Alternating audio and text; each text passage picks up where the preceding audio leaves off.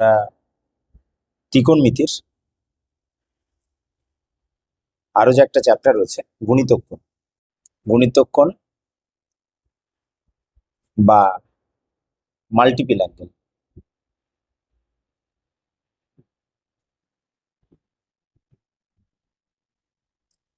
এটা বুঝবো। তো এই গুণিতক কোণ আলোচনা করতে গিয়ে আমরা এর আগে ত্রিকোণমিতির এই বিশেষ দুটো ফর্মুলা জেনেছি। দেখো তো, যে সাইন অফ এ প্লাস কি ছিল না, sine of A plus B সমান sine A cos B plus cos A sine, এবং cos of A plus B কি ছিল, cos A cos B minus sine A sine. এখন এই যে দুটো রেজাল্ট আছে, এই দুটো রেজাল্টে আমরা একটা কাজ করছি, যে বি এর পরিবর্তে এ বসিয়ে দিচ্ছি, অর্থাৎ বি সমান এ বসিয়ে দিচ্ছি। কি পাবো তাহলে? বসিয়ে পাই, এই প্রথমটাই যদি বসাই, খেয়াল করো, sine of A plus B আছে, তাহলে sine of A plus A অর্থাৎ sine two A, sine A এখানে ছিল কস বি, এই কস বিটা আমার হয়ে যাবে কস এ প্লাস, এখানে তো আগে থেকেই কস এ ছিল, কস এ থাকলো, সাইন বিটাও হয়ে যাবে আমাদের সাইন। তাহলে সাইন এ কস এ, এবং এখানেও একটা সাইন এ কস এ, অর্থাৎ দুখানা আমরা পাচ্ছি। তো আমরা এখান থেকে লিখতে পারি যে টু সাইন এ কস এ। তাহলে কি পেলাম না, সাইন টু এ সমান টু সাইন এ কস এ। এখন এই দ্বিতীয় রেজাল্টটা, এটাতে যদি আমরা বি এর জায়গায় এ বসাই, কি পাবো দেখো, কস অফ টু এ। তাহলে এখানে কস এ, এখানে কস বি রয়েছে, তাহলে কস এ into cos A, cos square A, sine এ রয়েছে, সাইন বিটাও আমাদের সাইন এ হয়ে যাচ্ছে, তাহলে মাইনাস সাইন স্কোয়ার এ। তাহলে আমরা নতুন একটা রেজাল্ট পেলাম, যে কস টু এ সমান কস square A minus sine square এ। এখন এই যে রেজাল্ট আমরা এখন পেয়েছি, এটা থেকে আরো কয়েকটা রেজাল্ট আমরা বের করতে চাই। ধরো এই কস স্কোয়ার একে আমি ভেঙে দিলাম, কি লিখতে পারি না, ওয়ান মাইনাস সাইন স্কোয়ার এ। আর আগে থেকে আমার সাইন স্কোয়ার এটা আছে, তাহলে কস টু এ সমান কি পেলাম, ওয়ান মাইনাস, এটা তাহলে একটা একটা মিলে দুটো, অর্থাৎ one minus two sine square এ। তাহলে cos two A equal to one minus two sine square A. এটাও কিন্তু আমাদের আরেকটা নতুন রেজাল্ট। ঠিক আছে, তো এখান থেকে দেখো তো আরেকটা জিনিস পেতে পারি, এই সাইন স্কোয়ার এটা, এই অংশটাকে যদি আমরা বাঁ দিকে নিয়ে চলে আসি, তাহলে এখান থেকে লেখা যাবে যে টু সাইন স্কোয়ার এ সমান ওয়ান মাইনাস কস টু। ঠিক আছে, তো শুধু সাইনটাকে আমরা লেফট সাইডে নিয়ে চলে এসেছি, আর কিচ্ছু না। এখন আরেকটা ম্যাটার দেখো, আমরা যেটা ক্যালকুলেশন করলাম এই রেজাল্টটা থেকে, তো কি করেছি, কস স্কোয়ারকে চেঞ্জ করেছি সাইন। এখন কি করব, সাইনটাকে কসে চেঞ্জ করবো, তাহলে কি পাচ্ছি দেখো, কস two A equal two cos square এটা আমার থেকে গেল, এই সাইন স্কোয়ার এটাকে আমরা কি করছি না কসে নিয়ে যাচ্ছি, তাহলে ওটাকে লিখতে পারি ওয়ান মাইনাস কস স্কোয়ার এ। এবার আমি যদি ব্র্যাকেটটা খুলে দিই, তাহলে কি পাচ্ছি না, cos square A minus one সে প্লাস কস স্কোয়ার এ। তাহলে দুটো কস স্কোয়ার এ অর্থাৎ two cos square A minus one, two cos square A minus one. তাহলে কস টু এর আরো একটা ফর্মুলা পেলাম, যে কস টু এ সমান কি না two cos square A minus one. ঠিক আছে, এখন এখান থেকে ঠিক আগের মতো এই যে রেজাল্টটা তৈরি করেছিলাম, এই রেজাল্টের মতো যদি আমি ওয়ানটাকে ওপাশে নিয়ে যাই, এই ওয়ানটাকে যদি আমি বাঁ দিকে নিয়ে যাই, তাহলে এখান থেকে যেটা পেতে পারি যে two cos square A equal to one plus cos two A. তাহলে সাইন থাকলে সেখানে মাইনাস, কস থাকলে সেখানে আমাদের প্লাস। তাহলে কি পেলাম আমরা দুটো রেজাল্ট, না two sine square A equal to one minus cos two A, two cos square A সমান ওয়ান প্লাস কস টু। ঠিক আছে, এখন এই দুটোকে যদি ভাগ করে দিই, এই দুটোকে যদি আমি ভাগ করে দিই, তাহলে কি পাবো, টু টু কেটে গেলে ট্যান স্কোয়ার। তাহলে tan square A equal to 1 minus cos 2a by 1 plus cos 2। তাহলে এটাও কিন্তু একটা নতুন রেজাল্ট আমরা পেয়ে গেলাম। এখন আমরা আমাদের যে রেজাল্টগুলো ইতিমধ্যে পেয়েছি, বিশেষ করে আমাদের সাইন 2a এবং কস 2, এই জায়গা থেকে আরো কিছু রেজাল্ট কিভাবে আনা যায় দেখো। আমরা পেয়েছি ইতিমধ্যে আমরা যেটা পেয়েছি সাইন 2a, যে sine 2a equal to 2 sine A cos A, ঠিক আছে। আচ্ছা, নিচে কিছু নেই মানে আমি ভাবতে পারি 1 আছে। এই 1 এর জায়গাতে আমি লিখতে পারি কস স্কোয়ার এ প্লাস সাইন স্কোয়ার, ঠিক আছে, কস স্কোয়ার এ প্লাস সাইন স্কোয়ার। সাথে সাথে আমি কি করছি এরপর, না লব এবং হর উভয়কেই কস স্কোয়ার এ দিয়ে ভাগ করেছি। কি করছি, কস স্কোয়ার এ দিয়ে ভাগ করে দেবো। কস স্কোয়ার এ যদি ভাগ করি তাহলে কি পাবো, 2 sine A cos A by cos square A, আবার নিচের অংশটাতেও cos square A by cos square A আমি লিখে দেখাই, তারপর সিম্পলিফাই করব, plus sine square A by cos square. দেখো, তাহলে এইখানে একটা কস কিন্তু কেটে যাবে, এই কসের সাথে এইখানে একটা কস কাটবে এবং সাইন বাই কস থাকবে, অর্থাৎ হচ্ছে 2 tan a। আর এখানে কস স্কোয়ার এ মিলে কেটে গেলে পরে আমরা কি পাবো, না 1। আর এই জায়গাটায় sine square A by cos square A মানে আমরা পাবো tan স্কোয়ার। তাহলে সাইন 2 এর সূত্রটা সরাসরি আমরা tan দিয়ে পেয়ে গেলাম। এবার দেখো, আবার আমি বলবো এটা, তো cos 2 এটা যদি ক্যালকুলেট করি, cos 2a একদম প্রাথমিক যে ফর্মুলাটা পেয়েছিলাম, যে cos 2a সমান হচ্ছে cos square A minus sine square এ, ঠিক আছে। তো সেটাকে আমি কাজে লাগাচ্ছি এখানে, যে cos 2a সমান cos square A minus sine square এ। তাহলে নিচে কিছু নেই মানে 1, সেই 1 এর জায়গায় লিখছি cos স্কোয়ার এ প্লাস সাইন স্কোয়ার। আবার আগের মতোই আমরা কি করব, না সবাইকে cos স্কোয়ার এ দিয়ে ভাগ করে দেবো, লব এবং হর সবাইকে cos স্কোয়ার এ দিয়ে ভাগ করবো। তো এটাকে cos স্কোয়ার এ দিয়ে ভাগ করলে, এটাকে ভাগ করলে কেটে যাবে, কেটে গিয়ে 1, এটাকে ভাগ করলে সাইন ছিল, cos স্কোয়ার দিয়ে ভাগ করলে পারে tan স্কোয়ার হয়ে যাচ্ছে। এবং একইভাবে নিচের অংশটা দেখো, এই cos স্কোয়ার একে যদি আমি ভাগ করি 1 হবে, সাইন স্কোয়ার একে যদি cos স্কোয়ার এ দিয়ে ভাগ করি tan স্কোয়ার। তাহলে এটা একটা নতুন ফর্মুলা, যে cos 2a সমান হচ্ছে আমাদের 1 minus tan square A by 1 plus tan square. এবার এদেরকে যদি ভাগ করে দিই, তো ভাগ করলে কি পাবো, না tan 2a। দেখো সাইন 2a ছিল আমাদের 2 tan a by 1 plus tan square. cos 2a আমরা পেয়েছি এটা।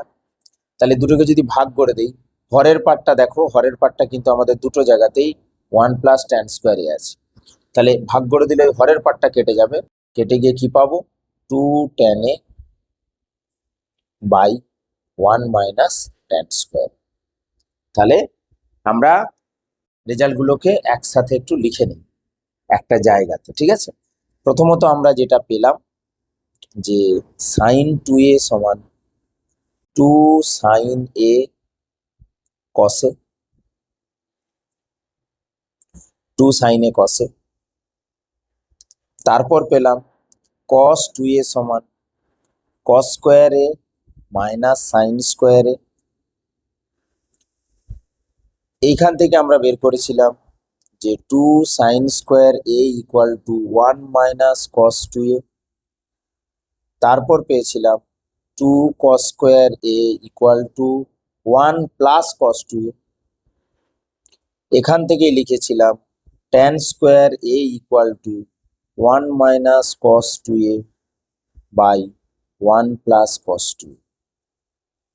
এছাড়া যেটা পেলাম, যে tan দিয়ে sine 2a equal to 2 tan a by 1 plus tan square এ,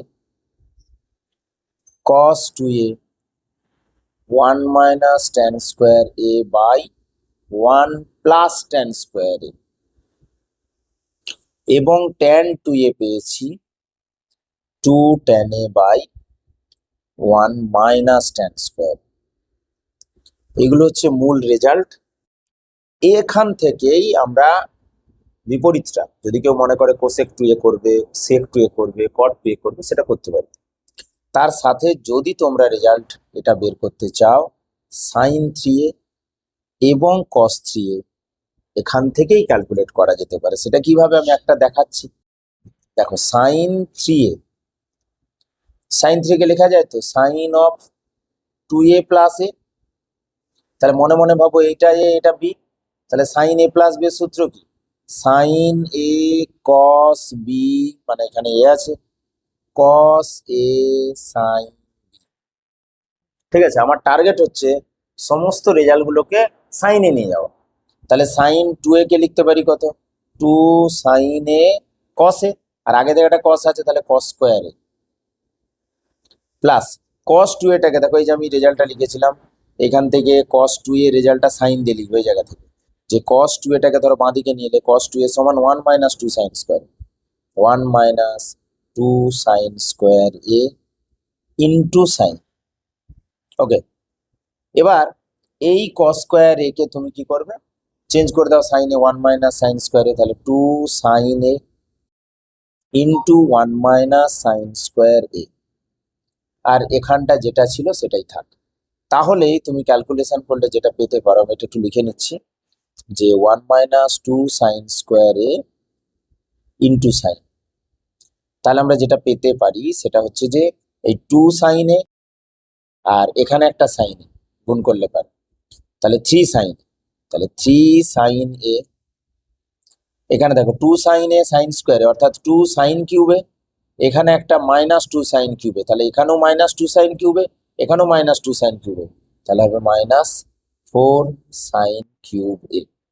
একইভাবে তোমরা কস থ্রি এর জন্য রেজাল্ট তৈরি করতে পারো।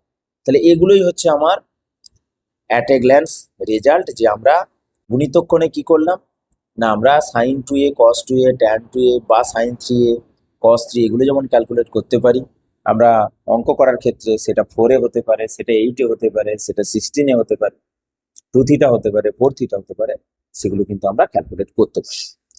তো অনেক রেজাল্ট আছে, আমরা কিছু কিছু প্রবলেম দেখবো। তো আমাদের একেবারে প্রথম উদাহরণে চলে যাও। উদাহরণে 3-এর দাগেরটা একটু খোলো, দেখো 3-এর দাগে কি বলা রয়েছে।